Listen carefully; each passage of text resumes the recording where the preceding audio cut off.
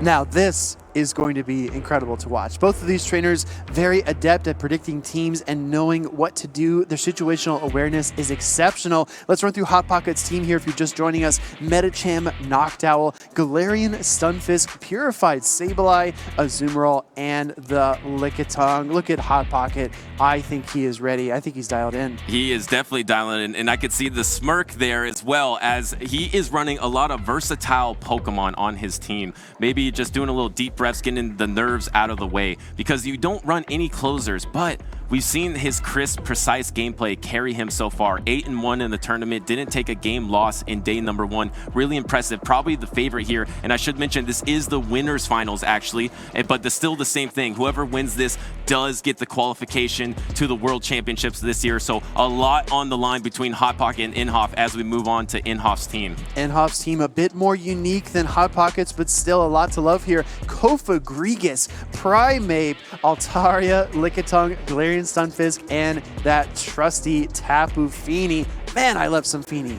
I do too. It's really fun to play because it has more fast move pressure. You're able to water gun some Pokemon down. You're a little more flexible, can move out of matchups. We saw in an earlier matchup, Inhofe was moving around a lot, keeping all 3 of her Pokemon alive as she got onto these winners finals. So an interesting team. 3 Pokemon you don't see very often, which is Tapu Fini, Primeape, and Kofagrigus.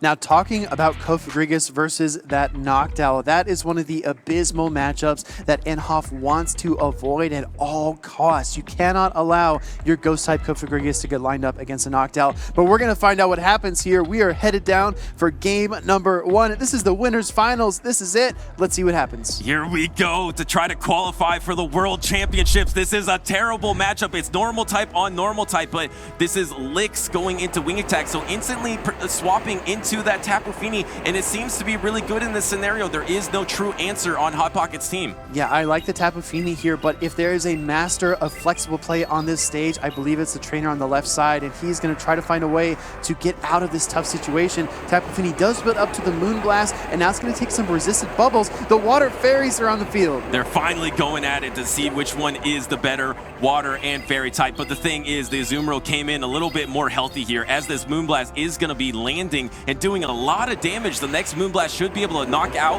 the Azumarill here, but this Tapu Fini is getting quite low. Here comes the Play Rough in return.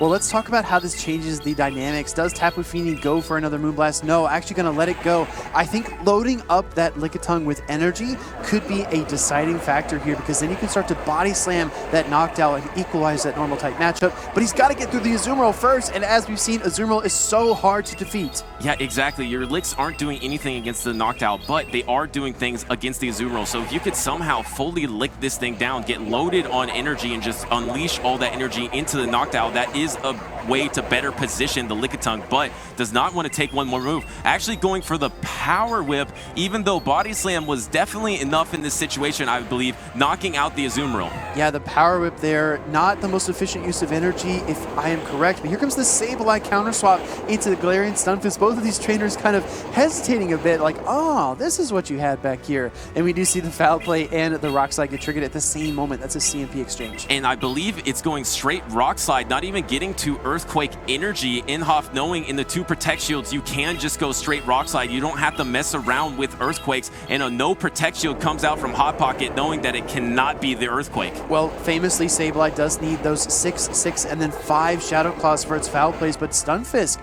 is very consistent, only needs 5 Mud Shots each time. I think the difference here, again, is that Shadow Claw versus Mud Shot. We can see the Galarian Stunfisk losing HP much more quickly. And once again, these 2 bulky neutral types are just throwing so many charge moves, so the timers will come back up. So we'll see which trainer will want to pivot first, or maybe a knockout will happen. Here comes the Protect Shield finally from the Galarian Stunfisk, but there is a double foul play available. Does Hot Pocket go for the back-to-back? No, because it was a charge move priority on the Rock Slide. And Inhofe just traps Hot Pocket in this CMP event. Maybe looking to pull a switch here. I would like to see the Lickitung come out here, but we'll see what happens. Actually, overfarming, reaching for the Lickitung, but just a second too late. Hot Pocket with the famous hurry up and wait strategy, but a Protect Shield, Butters. Yeah, getting the last Protect Shield of the game, and there is a Rock Slide available. Do try to swap on it, but you would not want to swap on it into the Noctowl, so staying in with this Sableye. The problem is, can this Noctowl finish off this Galarian Stunfisk? This Rock Slide will knock out the Sableye. No, barely holding on, actually. Here comes the pivot. simultaneous pivot, and then here comes the Lickitung. The thing is, these licks are just doing nothing, but you're already over 2 body slams. Yeah, the double body slam is going to be tough here. So what you need to visualize as a trainer is that win condition, that end game. I think that if you build up enough energy on Knockdown, you need to deliver a Sky Attack before the Stunfisk can reach its own Rock Slide. So managing your energy as this matchup goes on is critical.